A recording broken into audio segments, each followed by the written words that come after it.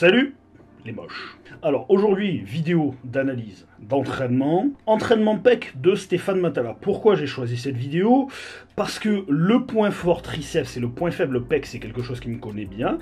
Et puis bon, je vais pas le cacher, hein, Stéphane, c'est quelqu'un de très connu, quand le vent en poupe. Donc, j'espère grappiller quelques vues. Je précise pour les fatigués du citron, ça n'est absolument pas une attaque envers Stéphane.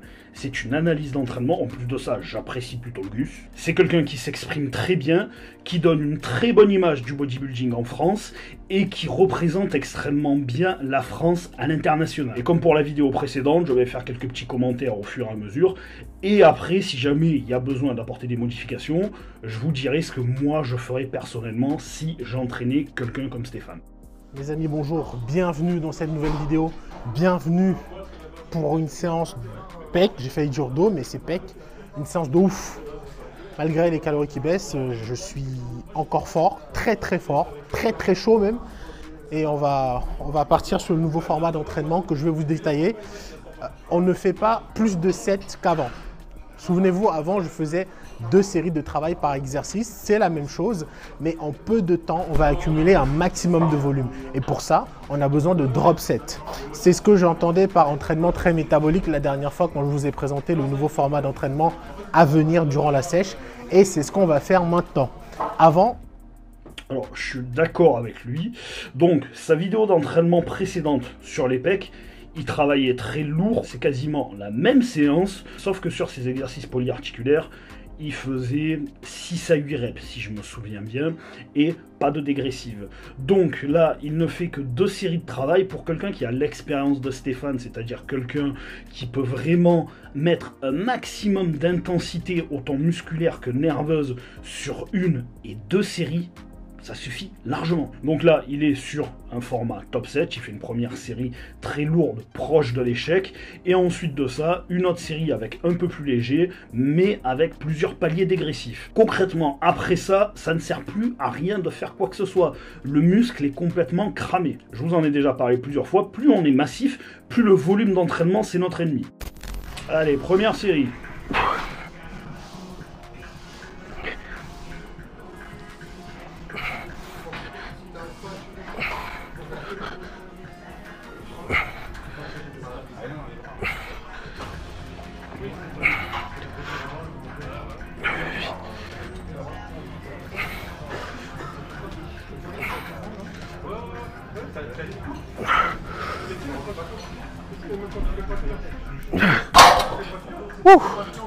Je vous dirai à la fin donc ce que moi j'aurais fait, mais il y a un truc vraiment sur l'exécution de son mouvement qu'il faudrait vraiment qu'il arrête de faire, c'est d'aller jusqu'au bout du mouvement en amplitude complète.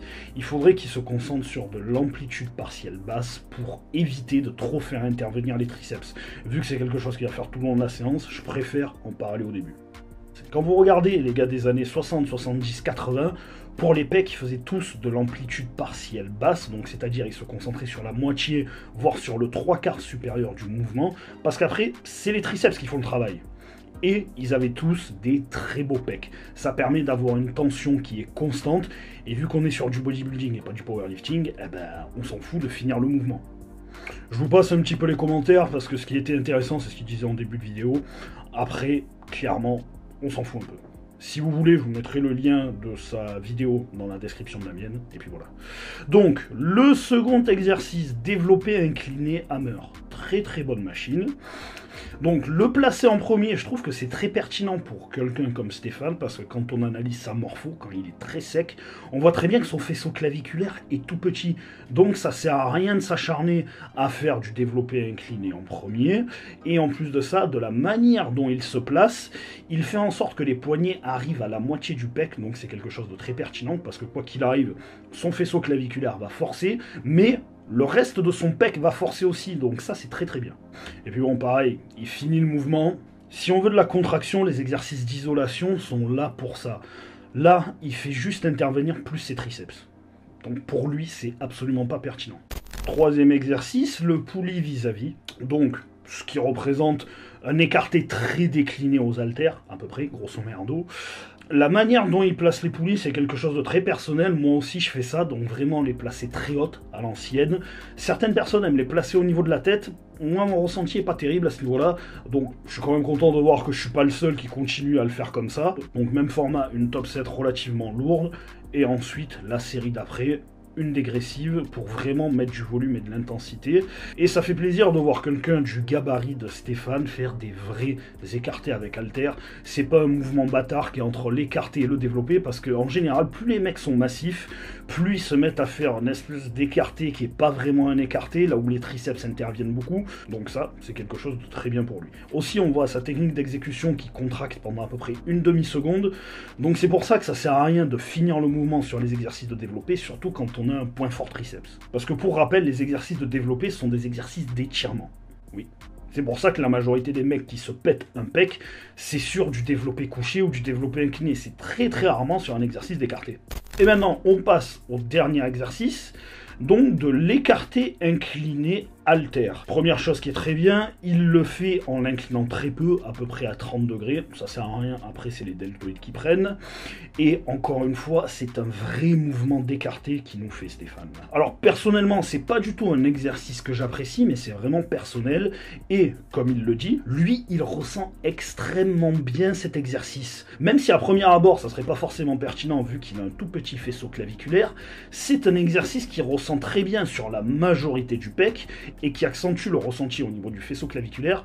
Donc oui, il peut le faire. Ça, c'est vraiment quelque chose que je remarque lorsque je récupère des nouveaux clients, des nouveaux élèves, appelez ça comme vous voulez, c'est que leur coach ne les écoute pas. Si sur un exercice, vous avez un très bon ressenti, surtout gardez-le. Et si jamais vous n'avez pas un bon ressenti sur un exercice, ça veut dire qu'il n'est pas pour vous, ou que la technique d'exécution est mauvaise, donc il faut modifier, tester, et si jamais ça ne le fait toujours pas, laissez tomber. Quelles seraient les modifications que j'apporterais si jamais c'est moi qui devrais faire une séance pec pour Stéphane? Déjà, première chose qui me choque pour les bodybuilders, que ce soit point faible ou pas, et encore plus quand c'est un point faible qui est parasité par un énorme point fort comme les triceps de Stéphane. Non, parce que quand même, on va se le dire, Stéphane, c'est pas des triceps qu'il a.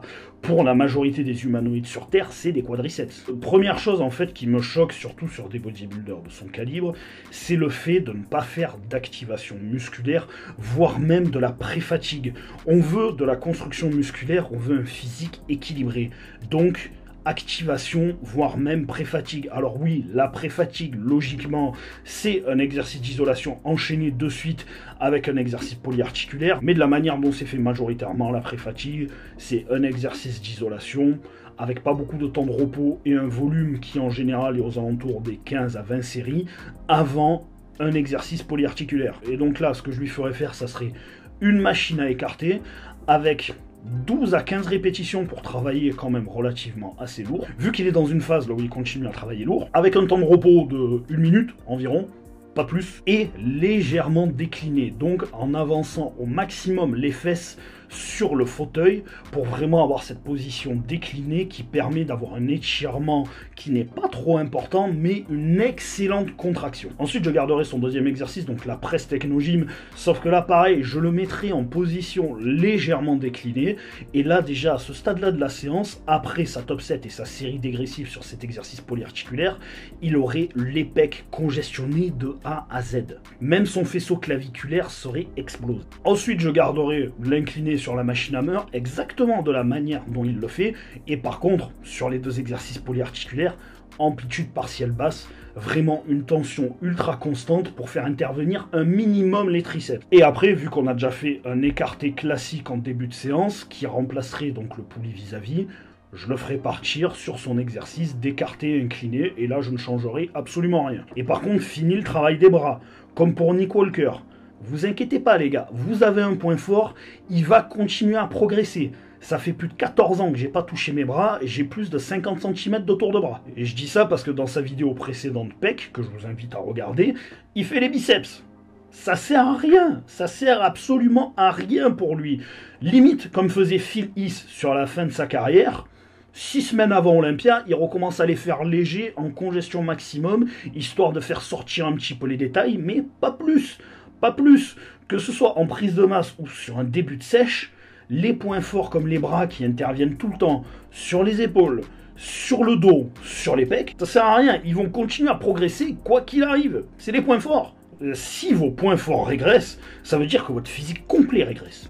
Donc voilà, on arrive à la fin de cette petite vidéo analyse d'entraînement PEC de Stéphane Matala.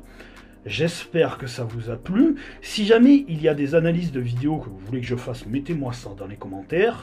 Et même si t'as pas envie, lâche un commentaire, ça fait toujours du bien à l'algorithme pour mes vidéos. Un petit like, c'est pas grand chose pour vous, mais c'est beaucoup pour moi. Et si jamais vous voulez me contacter, il y a tout ce qu'il faut dans la description de la vidéo pour ça. Et je vous dis à bientôt. Ciao.